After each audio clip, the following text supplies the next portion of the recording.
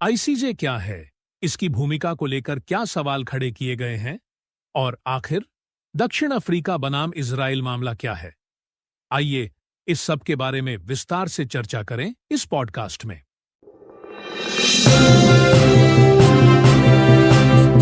ये है expert x की प्रस्तुति।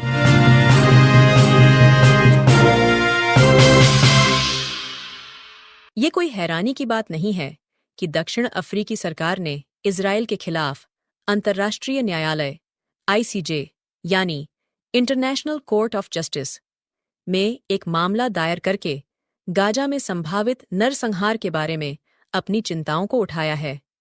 दक्षिण अफ्रीका जैसे देश ने आखिर इजराइल के खिलाफ ऐसा रुख क्यों अपनाया?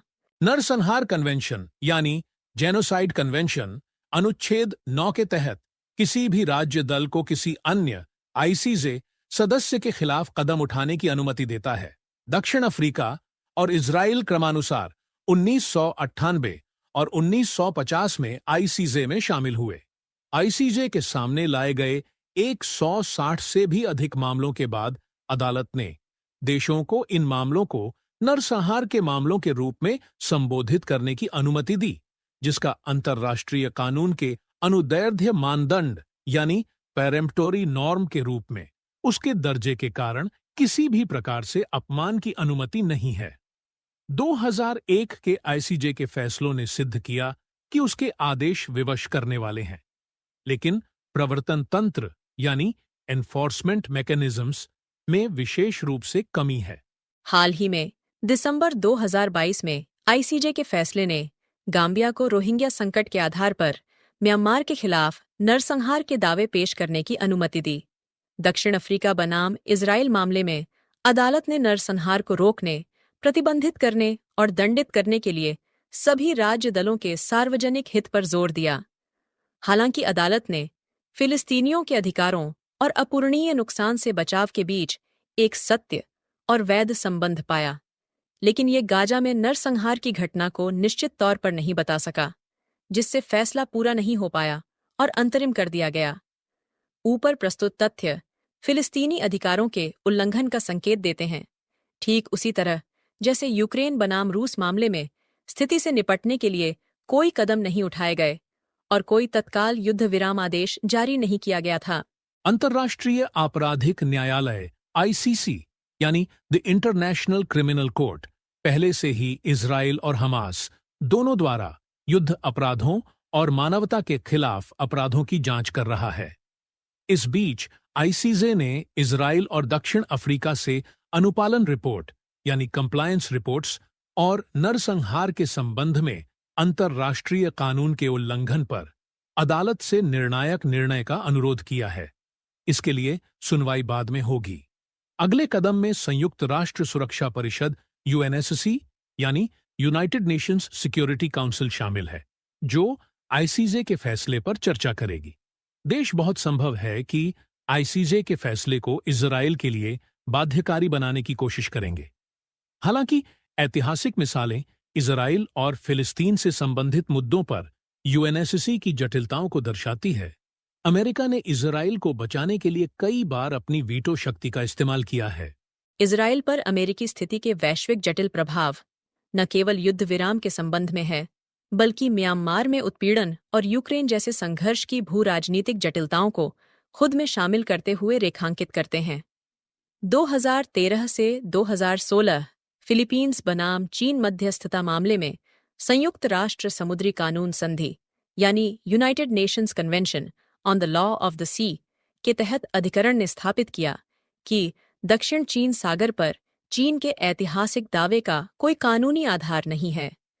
इसने जोर देकर कहा कि चीन ने दक्षिण चीन सागर में फिलीपींस के संप्रभुता के अधिकारों का उल्लंघन किया है। इसके जवाब में चीन ने अधिकरण के फैसले को ये कहते हुए खारिज कर दिया कि इसकी कोई कानूनी वैधता नहीं है और वह इसके निर्देशों का पालन नहीं करेगा। अंतर्राष्ट्रीय न्यायालय में एक और ऐतिहासिक कानूनी विवाद 1984 से 1986 तक हुआ। ये निकारागुआ बनाम अमेरिका का मामला था। इस मामले की पृष्ठभूमि तब सामने आती है जब निकारागुआ की सरकार ने अमेरिकी सरकार पर सशस्त्र विद्रोही समूहों जिन्हें कॉन्ट्रा विद्रोही भी कहा जाता है, का समर्थन करने का आरोप लगाया। निकारागुआ सरकार ने दावा किया कि अमेरिका उनकी सरकार को उखाड़ फेंकना चाहता था। आईसीजे ने निकारागुआ के पक्ष में फैसला सुनाया। अमेरिका को संप्रभुता के उल्लंघन और बल प्रयोग पर रोक के आधार पर अंतर्राष्ट्रीय कानून का उल्लंघन करने का दोषी पाया गया था। अदालत ने अंतर्राष्ट्रीय संबंधों में गैर हस्तक्षेप और बल के गैर प्रयोग के सिद्धांतों पर भी ध्यान दिया। अमेरिका ने इस पर अपनी प्रतिक्रिया व्यक्त की और जोर देकर कहा कि वे अदालत के फैसले का पालन नहीं करेंगे। उन्होंने तर्क दिया कि वे इस मामले में अदालत के क्षेत्राधिकार को स्वीकार नहीं करते हैं और उनकी कार्रवाई उचित है।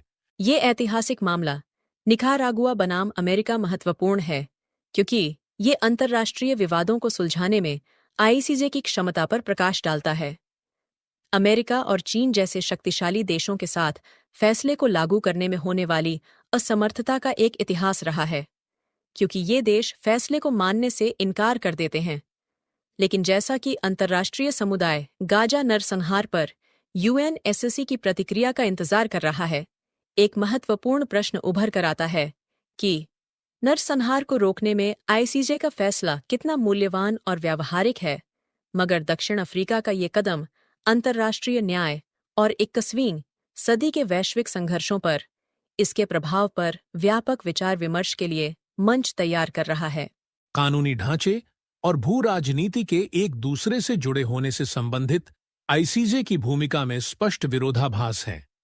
चीन और अमेरिका जैसे शक्तिशाली राज्यों का इतिहास अदालत के फैसले की प्रवर्तनीयता यानी एनफोर्सेबिलिटी पर काली छाया डालता है। जब बात विश्व मंच पर अपनी भूमिका की आती है तो अमेरिका न्याय के पक्ष में खड़ा होता है। विडंबना यह है कि न्याय की बात जब अपनी दहलीज पर आती है तो वह असफल हो जाता है। गाजा के मामले में युद्ध विराम लाने की जरूरत समय की मांग है, लेकिन फिर किसी फैसले पर जोर देने और उसे लागू करने में अदालत की असमर्थता, भले ही एक अंतरिम आदेश ही क्यों ना हो, कानून और अंतर्राष्ट्रीय शक्तियों, आदर्शों और व्यावहारिकता के बीच परस्पर संबंध को उजागर करता है, जो वैश्विक न्याय के विचार को उसके भाग्य पर छोड़ देता है।